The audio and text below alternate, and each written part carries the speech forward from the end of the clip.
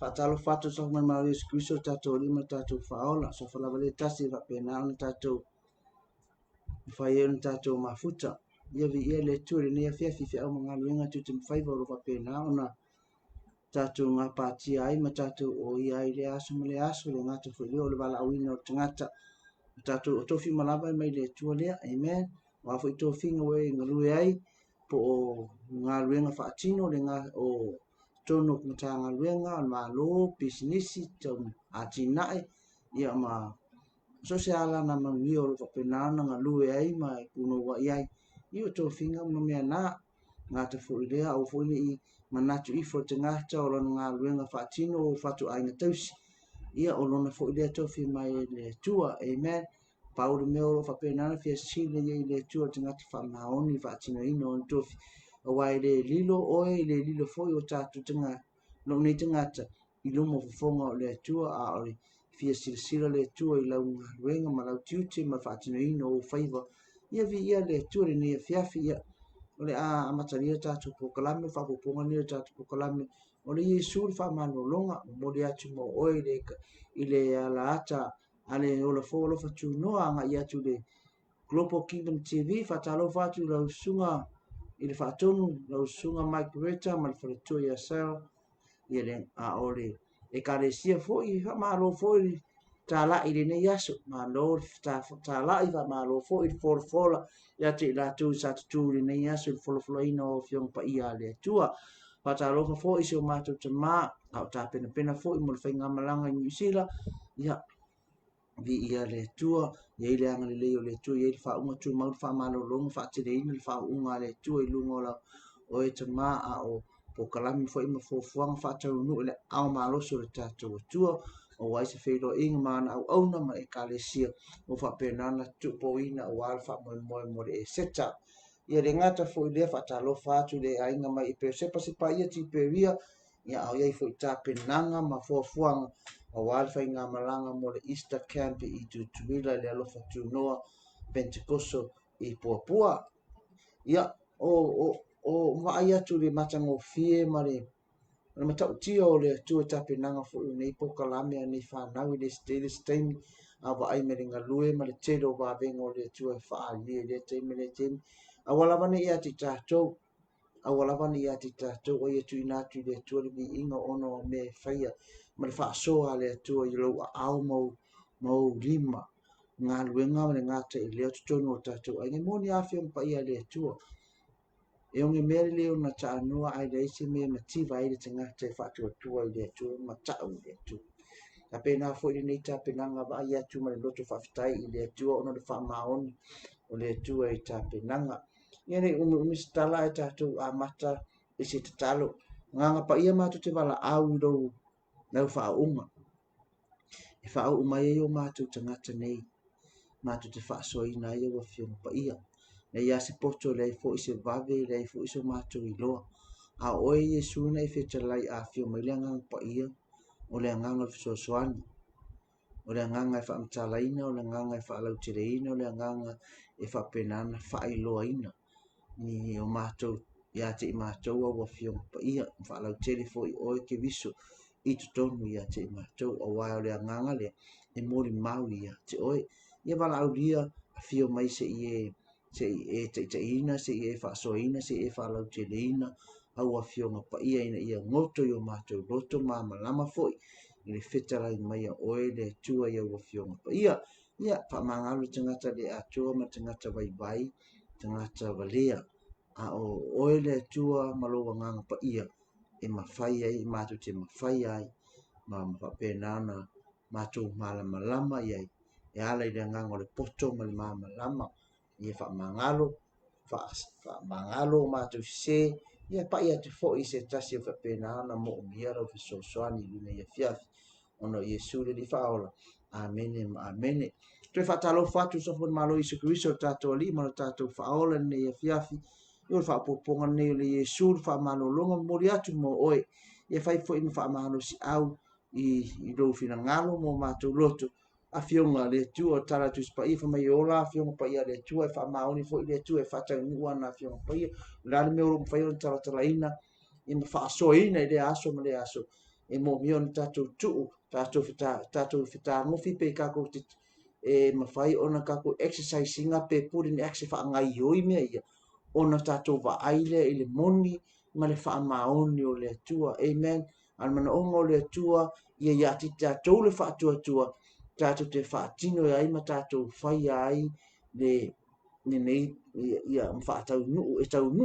ai po kalame ia po afionga ale atua amen pe ia na tau fa matanga le si tatou po kalame le vai aso le so o le ki o mea uma po ki o mea le lani o le ki o mea le langi o le fa atua lea e mawhai ona e te talaina ia mea o le langi e ala lo fa atua le whamai Yesu Kiriso a pere tau fa atua le fosi napi te whai atua le maunga la e mi ngoi a po le ale te le po le ale mawalunga po le ale maa po le ale lau telu le maunga e wha alongo pe a whai e peiro tau fa atua maro fa atua o le fosi napi fa atua ngā le o ke ngia Yesu no so ina ua matata ma fefe inga wahangi le matangi fa fosi na angi matangi tongo le vai ai fango la to fango Yesu fa mai ora ama to fango ora ama ko fioki ora ama ko kiki ama ko fioki ile matangi ma ngal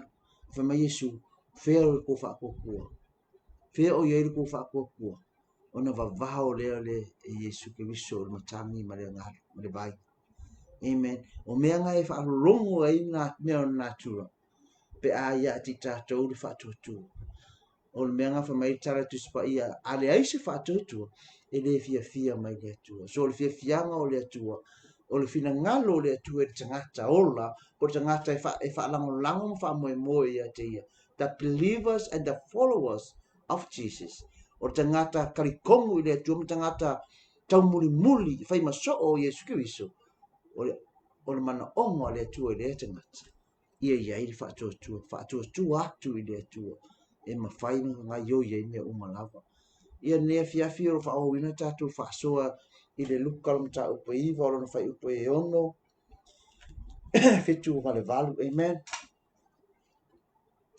ndora o fai tawina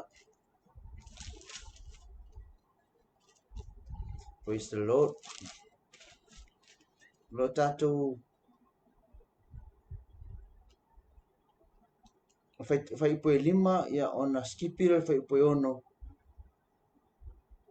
fai upo e lima se yo o i le iva ai se le tadia o tou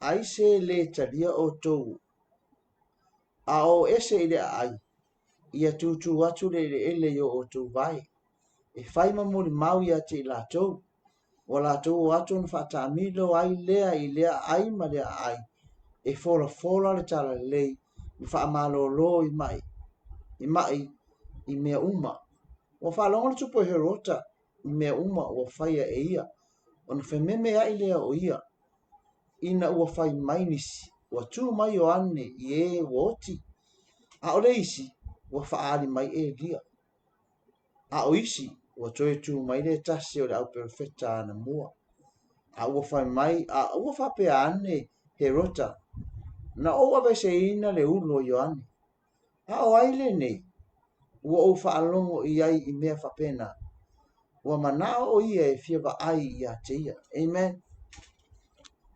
ua koe au mai le matawhai upo e lima ona ele i whapena ele i mwhai ona o i ele tātou whaasoa ana nafi ona o le taimi vei tai leo koe tamawhai e koe toi foi i ai e koe toi au mai ona lo o ka oko i ngā foi lesi vaenga matanga o fie o le tala inga lea Yesu Kiriso ma le whaatonunga o le tala inga Yesu Kiriso le ngata ngā whaakongo Yesu Kiriso me te tau ona whai e le au soopo le au tālai ina ia awane i avea se mea awane i whaalavi le veina le tala inga i mea ia na tātou leang whaasoa ato i ana nafi ma le asfaraile o le o le ato po le tanga o le whalawa po le areto o le tupe ia po oni ofu foi amen ai ai foi malesi la fa kuhunga fa tonu ai Yesu Kiriso le tau vai amata e tato po kalami le fiafine fa mai a faito te uru atu le fale o se isi po se tangata po se ainga ai te eina le tala inga ia ona tu a ko o ken ko ko ese ai a o te mito to ese ai mai nga ku le tu le pe ele o ko se vai ile fale le ona to wo ai le amen ole famai le ole o fato nunga nga po le te aulia leo po o instructions no fato no Yesu ila to le o e talai le tala le tala le leipe le o e fai le tala inga le a Yesu Kristo ona so le ngata o me te tau mo le au fai ngā luenga e ni ia awane i ave i eisa lato whaamomua a le lato tali atu i le tangata i le mawhai ona ia tali ina le tala le lei mana tua le tala le lei lea e leo se tala le lei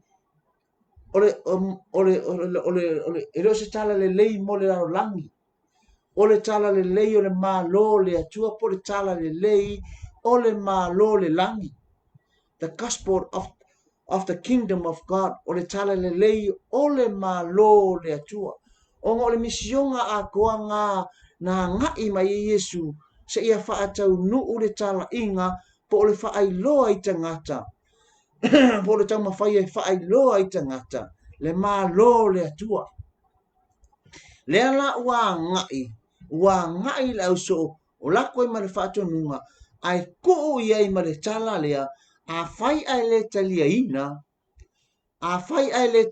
ina le tala inga o le tau ngā luenga e whai po le kou action ia tu i ai ele o tu se vai le ale mea le moli mai i whai mai le tala i o le mana onga o le mea le o whai ona ua umana tala ina o le tala lei le ina ua umana tala ina le tala lei le u wha longo i eita ringa ai ate ena le tala le lei lea ona tu ai le o le ele o tu se vai ku ai nga o le ele au ko o le ele a ko e ka o ko ai nga le ele lea amen a o le mea le ka ma fai ku ele lea po o le fea ngainga le ngata o le moli mau o le ele lea sai lalo alo fi vai po o lalo se vai o le au tala i po o so o Yesu Kristo e ai le aso e tu la i ai le tangata i lumo le atua pa mai tala tu spa ia e moli mau fo i le aso o le aso ka ku ke kua i lumo le atua pa mai e moli mau aso o le ala o mea fai le aso le o le ala o mea fai le aso le e fa mai e ku la i mai le aso e moli mau i a te oi le ala ua e le mawhai o na alo fia le tangata le tala ingo le afionga pa ia le atua a whai ke rite tinga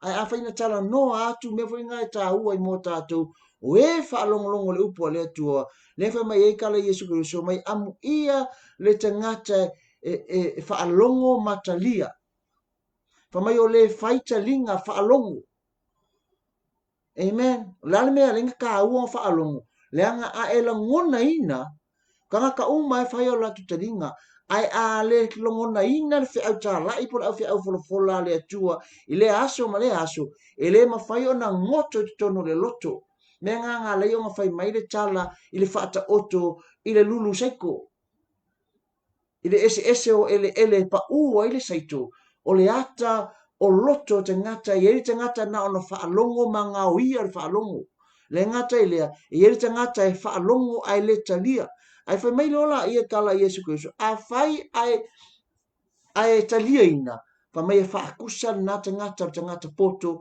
ua ia whaua le whale lungo le papa amen ai whaakusa ka ngaka walea i le ngata na te whaialo na whale lungongi a o inga pesi mai matangi wha mai e pa e saure ti munga saure pesi mai matangi wha mai wakai ai le whale le ngaka wa solo ia pe le petia le whale ai ka fea foi le fale va penale te ngata le maua le upua le atua a o le kalala le mole Yesu yona so a le kalia inga le kala inga o tu nisi tala a ele kalia inga Yesu a fai ele talia inga tu tala inga o ai le kala inga le tala inga le malo le atua o le moli te ngata ingo ia Yesu Kristo a le talia inga fa mai ku ia ele o ele nga o ele ia le nga pipi i se vai o le au fai na au ta la i po so o Yesu Kristo o lai moli mau ele ia nga soli ele au fai nga luenga nga soli ele au fai nga luenga ele po le fale o tangata lea nisi tala e ka uma ele lea e moni ngai ai vai na iai le au tala i sa faa feina le fale lea ai peita i le mawhai o ngala kukalia inga e iai la le aso e kula i ai le tangata le luma le atua i le faa masi nonga pa ia le atua a fai ai na te ena ele ia nga iaku se kala le pele i o ase upo le batu fe awa le atua i lona fale e ele kei e tula i le onge lea e kula i le palapala lea e kupianga pa ia le atua pe ke enga le tala le leia Yesu Kristo e moli mau le maa e moli mau le palapala e moli mau le fuefu o vai o le au fai ngaluenga o vai ai nga solina lumo lo ele amen me foi ngai ki ta ua ia alu tatu talia ina o le fe au tau moli ale atua o le ale kei me fa so ele upo le akua a fai fa masino ina ai o e ke engo o kele i fa alongo ai se meanga o kele i fa alongo i se me fa pena amen e yai le aso e kula i ai e tu la i ai le pe e tu la i ai ma fa ai loa le aso le au na le atua sa fa so penga moli mau aku ia ke o e pe ta la yatu ia te oi amen ke lo oe i le tala le laka i le vai aso le laka ku ho o aki ai o le aso le malanga fa atupo Yesu Kristo nga fa apea i upo Yesu Kristo fa mai pele nga ngana mai pe ko kele nga ngana mai pe ko kele kala mai pe ko kele alalanga mai e mafai ona nga ngana mai ma amen e ai fo i la le mea le kala le Yesu Kristo fai ona so e ai le ke me nga nganga mai ai ne le fulefu e ai le ke me nga nganga mai ai le fulefu e ai le ke me nga ngana mai le pala e ai le ke me nga nganga mai le ma pe a e te ena Yesu Kristo pe a o le aso fa masinonga amen le anga i le lilo se me lumo si le fanga le tua pe ka e ke mi ka ko me fai ngo ka ko kumo ka ko pe pelo lumo fa masinonga tangata amen e ele kei mi ka ko mafai e ona manu malo ina te pelo te tono fa masinonga tangata a o fa masinonga le atua o fa masinonga the divine judgment of God ele ai se si mafai ona tu la i ai e pe pelo e sia o le tala tus pa ie mama lama fonga o le atua a o fonga ie le atua fa mai e moli mau ai le aso e ai le aso e moli mau le aso o le aso o le aso fori ngai o lo ke kau kala kuai a fai o oe le fa longo mai i le fe auta moli e ma fai ona moli mau le aso le nei mo oe pe a fai te ena le upo le atua amen ia vi ia le atua me ngai ka ua i le tatu fa me tatu spai i a fionga le atua pe tala Yesu Kristo amu ia le fai talinga ma fa longo kalia al mafuanga a sao le upo le tono o talinga fa longo le anga o talinga o le fofonga ngā o lo roto. A le sau kongo le mawhai o ngā single upu le atua te tonu o lo roto. Amen. A single le upu le atua te tonu o lo roto. La kulo ngofu ai o ngā lai whai e lau whiwhilinga i lo mawhauwhau. Amen. Mawhauwhau e ke mawhauwhau ai e te talia ina le upu le atua peke rite tinga le upu le akua. Either accept or reject. So o ka ngaka poto la o tangata ngati talia ina le afionga le atua pe talia ina Yesu. Le nga whaakusa o ia o tangata poto na te ati lo na fale lunga le papa. Amen. Taua ia. Taua ia o lo tātou talia ina ma lo tātou whaalongo le lei i afionga le atua ma whai e le whiwhiringa. Taua ia o le whai whiwhiringa le lei ma le atua. Amen. Pa mai Yesu a ko waku ai ke enga ku i ai ele o tu se vai o ele nga e fai ma mau mole ka ngaka nga i le aso fa masino amen ma ai dai me la moli mau mo oi ele moli mau se leo ele moli mau se lo ia ele ku se lo ia i le case amen ai whaonga e le tua mea mamate ke mangaku e leise ola. E whakula e le kua. E mori mau i lo te ena o ia. Ngā ka ngaka ngaki ke e ngā le tua Yesu Keriso. Le whi auta mori mole a Yesu Keriso. E ku whaonga e le tua mea mamate. E mori mawinga. Na te mori mawina ia lo talia ina ma lo le talia ina. Amen. Aba ai foi la le mai fai upule mata upule ai tau rola ia fa mai rola tala tuspa ia. Mai o fa longo ia fai poe e ono. Fai poe ono, fai poe fiku o fa longo le tupo he rota. I mea uma o fai e ia. Ona fa meme ai le o ia ina o fai mai. Fai mai nisi. Ua tu mai o ane ye woti. O le mea le fa longo a Yesu Keriso. O le alu kala inga le o le fa longo ye he rota. O le alu kala inga le wa alu a so o Yesu Kristo. E mata utia le fire ma le power lo wa. Le ngata ilea. O ka ngaka le fa longo ko le alu o lantala inga ma le fainga fa malo ma le turi ino te mon. O Yesu Kristo. E maka ukia. Le alawo ka wo fa pusiri ngie te ngata. Po ai le ngi ka ngaka. O ringi ka ngaka le fa longo ku whaalongo ki o whai mai wha malo longa. Koe kui le pito, whai mai le wha le tutuli mai te moni. Amen. O aku le piko, o le whai mai langa tala inga. Wha mai le wha mai, o whaalongo e o ia. Mo whe me mea e longo loko e sea, le keimi lea wha mai, o le tu lai he rota o le tupu, tangata kalileia. Lai, dai a wha mai, a mori maua tangata ia laki mori mauinga. E, wa koe kula e mai Ioane. Ioane el papatiso. Le fa pe mai le fa herota. O Ioane le ngo kang kipi le ulu. Ioane le ngo kang kipi se ulu le aso lo was fa ngau man ongo herotia herotia. Ai mo moli mai le kamo salome. Amen. A oila nga ka lo ko fa lo ko ola mai. O tala ia tangata le a ave e kau fa makala ia le tangata le ingoa ia Yesu Keriso. Fa mai o nisi fa mai o Elia. O nisi fa mai o perfecta o leva le o koe kula e mai. Amen. O le ale mene ka mo fai mo moli mai le fe au le nia fiafi. O le authority a le akua, ma le power o le akua, e kampea i le malosi anga o le larolangi. Amen. O le malosi fa le atua, ma le malosi fa le larolangi. Kula e mai Yesu Keriso o yo le tupo le langi, ma le larolangi. Against power of the earth. Malosi anga o le larolangi.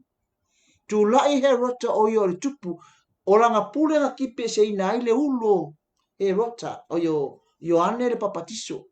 Ai whaalonga, e maka ukia me le fe me tangata lea. Le tangata leo e ngoi a Yesu Keriso. Whamai leo le tala, whamai ona fe me mea, ilana me upu fe me mea ai.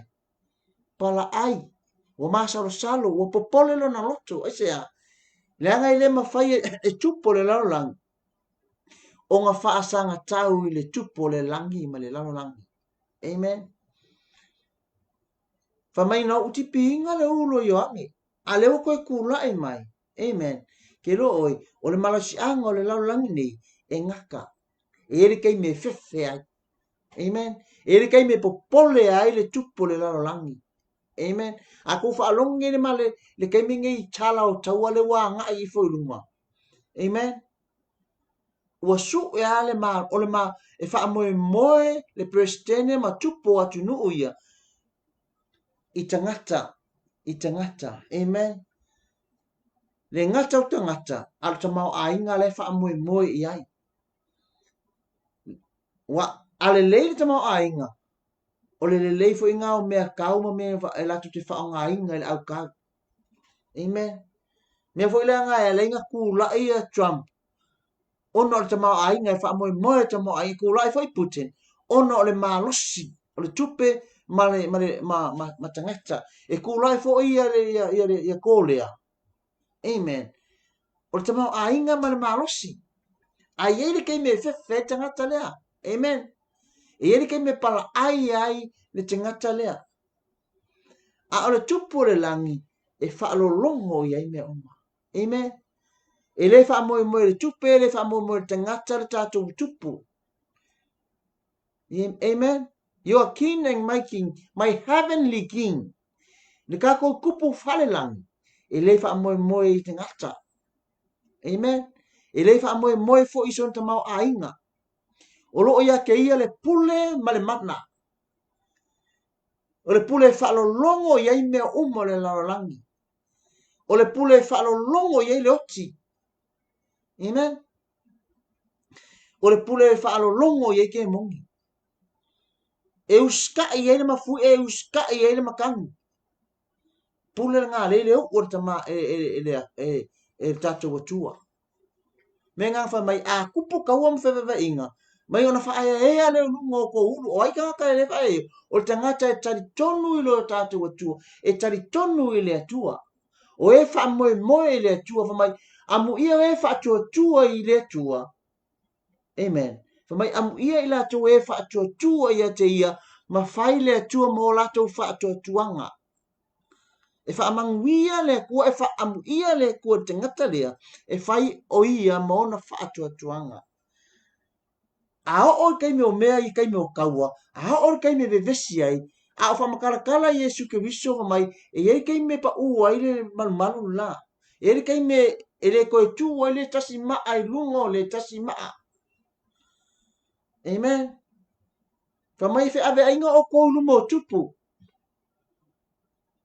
Ai au ko ke pole le upu ke koke kau kala ku ai o ke ku le upu to mutu le fo isa se mafai o kali mai ati o ko. That's a power. Le power nga le mafai o avaku le tu tu ya te oi e ele authority, the power with the authority. O le malo si anga i ma le puli.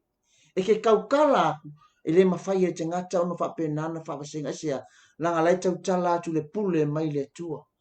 Ai uma ifa le vai i maka upu le tano ai Yesu fa mai e kupu kau e kupu vai inga fa mai e tu lai mai e ku lai mai fo ife fo mo me ka o fa terrorist po fo valenga upu fa sa mo nga fa nga ina fo valenga ai ma fai nga e fa paparangina upu le tourist terrorist kanga fa tupu fa lave lave. Amen. Ala mele le kumangi o waka ia leo tutupu mai. Ai whai mai kala Yesu i whai unga ala mata upuna. Mata yo. E le ai foi so o kou laulu e pa uru. Amen. Whai mai le ai se kou laulu e pa uru. Le ale winga. O le pawa o le akua ma le manutia ina e le atua o lontangata. E le mawhaia e le malosi wha le tino. E le malosi wha le larolangi. Ona ave se ina le tangata lea mai lona malos anga fa ale tupu. Amen. Me ngā leo fa alongo ko ia e herota. Fa alongo ko herota, sorry. E maka o kia me lai whai e tangata lea ngoi a Yesu ke wiso. Lea lau fa sili ai. Po o ai. Langa o tangata leo la ko fa e fa mai. O Elia. O Ioane Papakiso. Amen. A leilo e herota. O Ioane Papakiso. Saya tipina lo na ulu teimi o lo nasa whanau. Amen. Whamai o Elia. Lea mea ling whakula i Elia. Lea ngā whasioki e Elia. Na whasioki e Elia. Ia perfeta pa ala li kemi ngā whaikaulanga. I whamai lea kua alu. Alu ia apo. Amen. Me ka kua whaile kaulanga kua lunga le maunga whai ere kaulanga. Mo muala o kou ngā perfeta pa ala. Wakure pove whai ere kaulanga. Wala au mai ere kai au e o ana wauri kula. Fa mai Elia. Wala au ayo moi ayo malanga ayo ka fao. Amen. Pau al malosi. O le malosi anga le tangata i lefa. I le mawhai o na yese wha ato tuanga i a te ia. I le o yese malosi. Amen. Nai au na i le atua i atua wha pau pau ma kua i le se ola. I le se malosi o i a te ia. Fiu e wala au. Mai ngā o ele fiafi la whai al kaulanga fiafi o kaulanga fiafi. Ai lei mase le ai mase mea na tupu. Amen. Malosi anga ngā tupu. Amen. Le ai se mea ngā whaalu maina, ma wha maina. Ai wha mai Elia i nuk whapapoko mai. Eli wha ka amilo le vai koe keu le whakawhai kaulanga, mai le povi ku o ilunga mai ni vai, ta saa whaka amira le utu. Fa mai le kala i Elia, fa mai le upo Elia, le atua Abrahamo isa ako ma Yakopo, le atua o lo au na iai, au e te wha maina. I e wha i loa i tangata, nei tangata, o oea o Yehova le atua. Amen. O le mana onga le ngā le ema na o iai. Amen. Ia e whaeloa inga, le akua le te au au na iai, e leise malo si anga wha le lalolangi, e leise malo si anga wha le lalolangi nei, e mawhaia ona ia pūlea ina, pe wha ato i lalo ina. Amen. Ia vi ia le atua, amu ia oe, amu ia au, o loo tātou i loa ma tātou au na i se atua, o loo iai o loo o le atua pule au au. Le atua pule au au. E mawhai, e pule i mea uma. E pule le langi, e pule le lalolangi. E pule le malosi, e pule le oa, e pule te mau ainga. Nanga le me fuinga ai ba aine iai. Tala tuspa ia. Fa mai o pule o malawa. E mai i le atua lea. Amen. A whakūlai. Na kofi e le kua. Na whakūlai e le atua. Le kai so se kai o se malo. Pe le whaatua pe le tari tonu i le atua. E mawhai o na whaatūlai e le atua. Amen. Ai ala whakūlai e le atua kai ia. Se i whaakau ngu le poka lame le atua. O mang whaka oko ia na whiong pa ia. Amen. Aka kova ai fo ina i me tutupu mai le lalolangi. Ma le ngā kekero le lalolangi. Ongo le sua au male mele e male oa le kokongo o nuu ia e tupoi taua. E leo se mea ke e leo se mea e fou. E leo se mea fou. Amen. E leo se mea pe se mea ko atupu. Wa umana fata oto i la fionga pa ia le atua. O loka oko le lei mai uma mea ia. I la fionga pa ia le atua mai isi kaua le si malo tupu tele. Misa mataua. Amen. Fa mamlama fo i Yesu le matuse mataio. Mataio lusu ma le valu ngai pe kalango a Yesu le ngata fo ilea. Ngai au mai le eskelu torsu ma fiko su ma le valu torsu ma le iva. Amen. A maka mai le keimi ole. O iwi mango. Te ifa solo mai ai tupu ngafa mai saulis tupu kau mai tupu. Amen. Ngau umang whaka oko le le o oma le ni whata oto i le tua pokalame. A atu tupu la pokalame ia le laulangi. Fa mai le tala tu spa if mai Yesu aua ni o tupu pole. Fa mai a kupu me ia ona whaaya ea le lunga o tato ulu. Lal mea lenga manga o le kua whaaya ea lo ulu. Auang i e malama i me tupu ma e sao niuni i le toia fio mai o tato tua. Amen. I toi a fio mai o tatou li whaolo Yesu Christo. Ni e whaatamala ngi e pungou e le ilole kei mea fio mai. Ana wha mai tala atu pa ia o le a fio mai o Yesu Christo. Wha mai e sau o ia e peo ngau i le po. Longo winga. E te tau ona e matala e le mo mio nga kepa wha a pungou nga e rola punou pe nga e pungou i lalo. E mo mio na wha aea o lungo o tō uru. Mai e kupu foi wha alinga le langi. Amen. Mea ngai mo mia inga nga whaaea o tatou ulu. Ka kou whaai rea kua, o le whaaea o le tatou ulu, o le ato o le tatou whaai rea tu, o le whamai e le talamo. Whaasanga e o matai maunga e o mai e rufisa soangi, rufisa soangi mai a Yehova lea. Amen. Ako kupu whawhika, uri kupu whinka, whaaea o ka kou ulu, o i lo tatou atua, lo tatou whisosoangi. O ia nate au mai le mana, nga ke au mai al fisosoangi e whetai iai oe ma whawhika ui a oia na te pui ma marutia i tātou. Amen. Ia vi ia le atua. Whaalongo he roto le tupo le laulangi. Oka, whamai ona whememe a i le oia. Amen. E ere kei me whememe a i le pule le laulangi. A tu lai mai oia i lana pule le tātou atua lea. Whamai e whememe a i. Amen. Ai la me lenga fe me ai. Chala salamo. Mai ai seale me o fa anu ai no ese.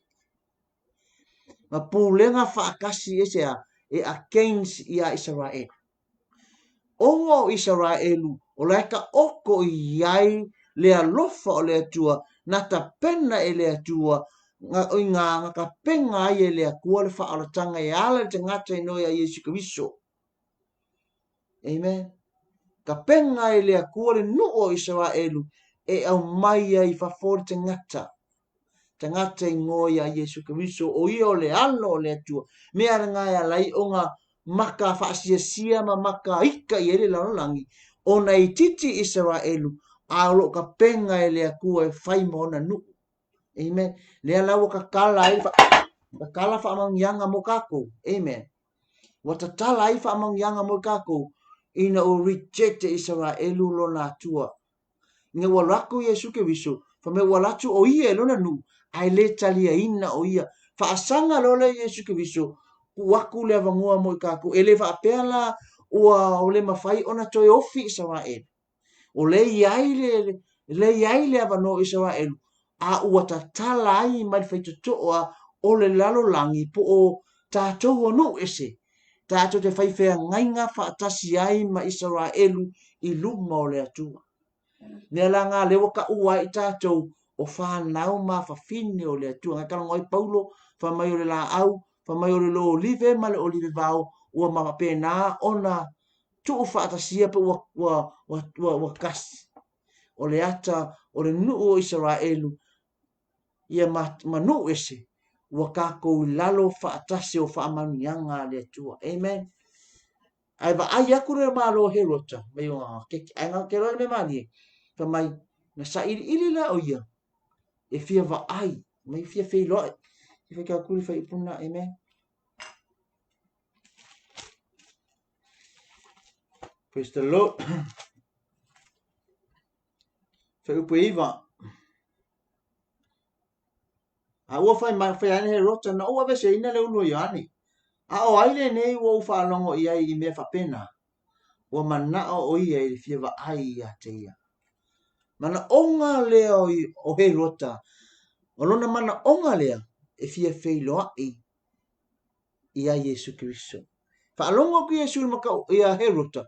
Le makau ki o le ave mai o vavenga o wha malolonga o le kala inga Yesu Kristo. Ai le ngata fo ilea. O le alu o le kala le leile wa senta i o so. Le wo aku e makau ki a le alu.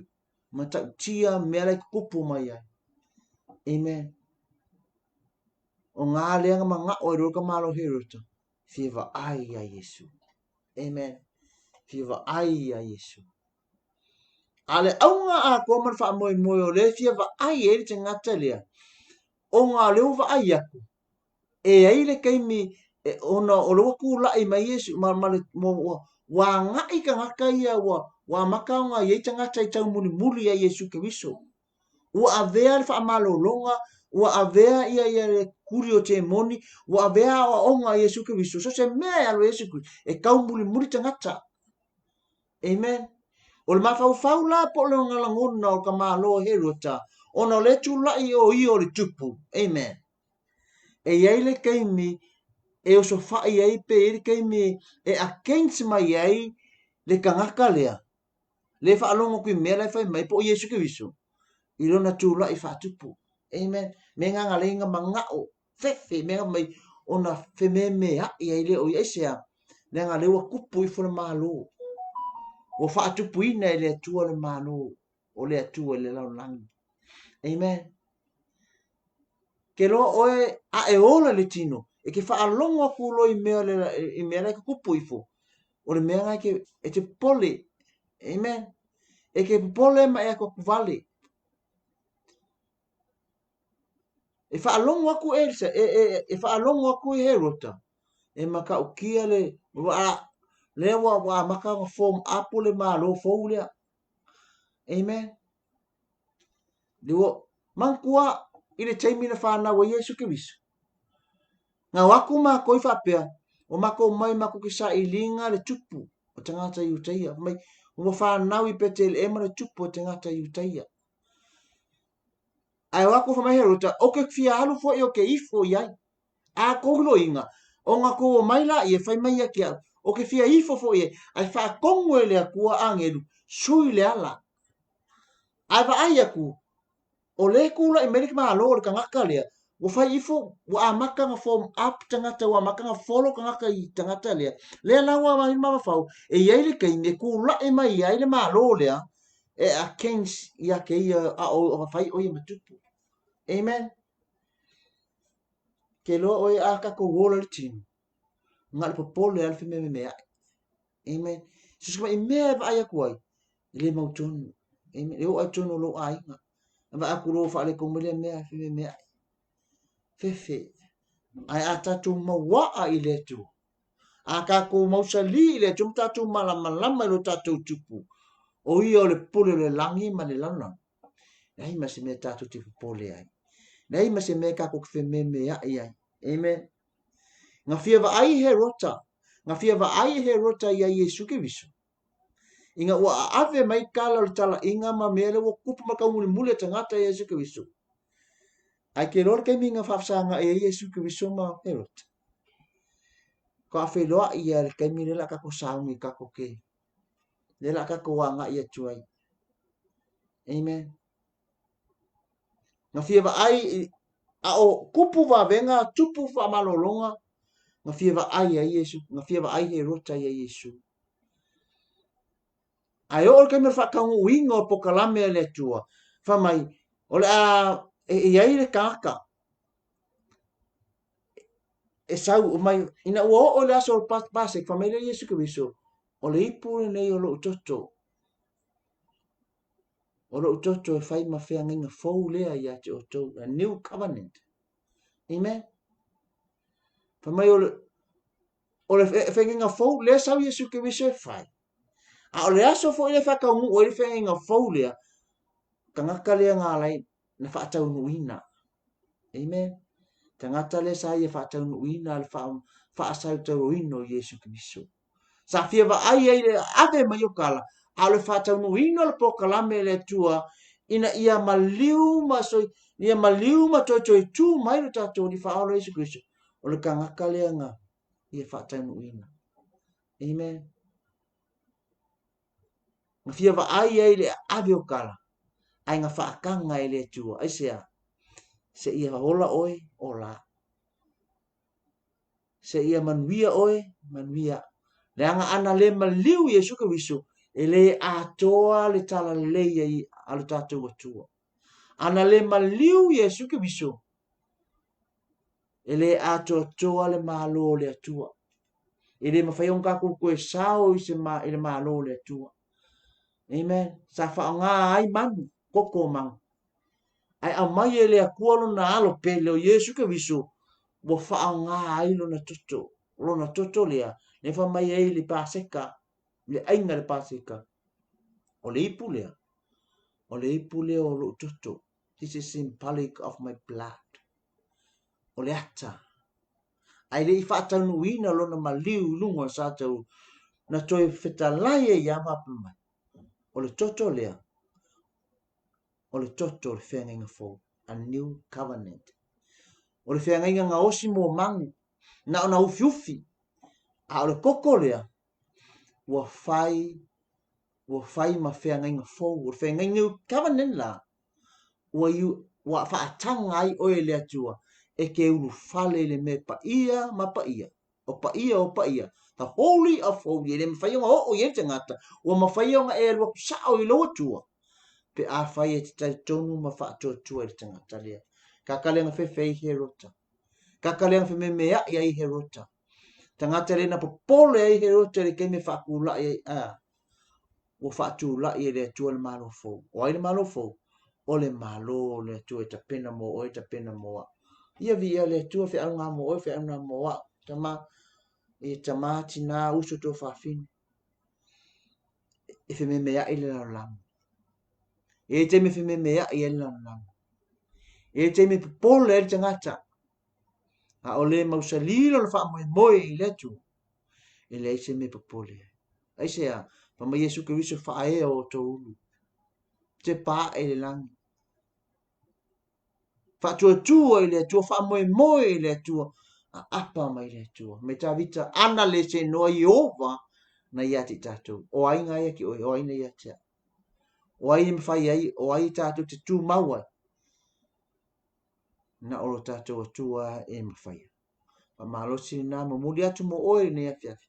Fa manu atu le atua le ne ia fiafi lau fa longo i le fia au mori mori. I tātou pokalami o Yesu o le fa malolongo. Anga lei oe lo mātou tua pa i atu. Lo mana ia te la tu uma fai ona fa long mai le nei tu la fa manuia oi le tua wa foi me fa pena na matu va ai le pulu ia le lang ta mama tu te le popole o lo soi fu oi le pulu le langi ma le lang wa ma vai le langi me umala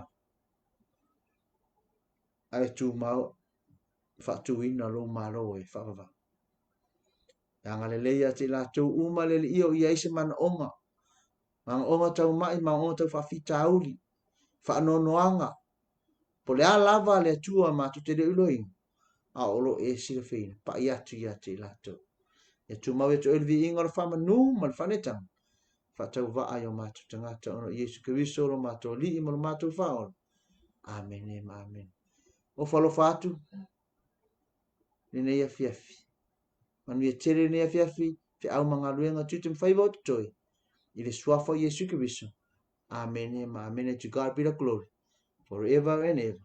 Amen. Amen.